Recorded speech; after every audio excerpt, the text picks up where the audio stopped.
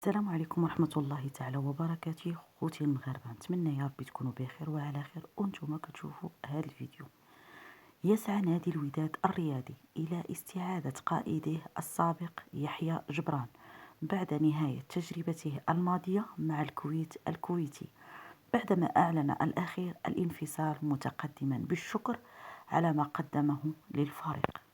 وأكد مصدر لموقع سيت أونفو أن الوداد يرحب بعودة جبران، سواء عبر المدرب محمد أمين بن هاشم أو المكتب المسير، بيد أن مستجد يعترض إتمام الصفقة.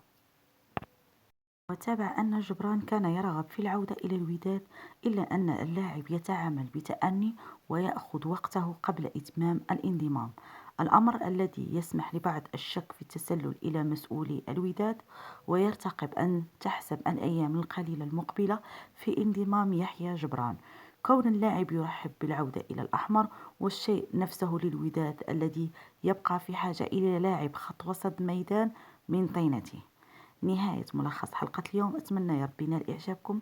فضلا وليس أمرا الاشتراك في القناة وتفعيل زر الجرس باش يوصلكم كل جديد. ما تنسوناش لايكات والتعاليق ديالكم. دمتم في رعاية الله وحفظه، دمتم سالمين.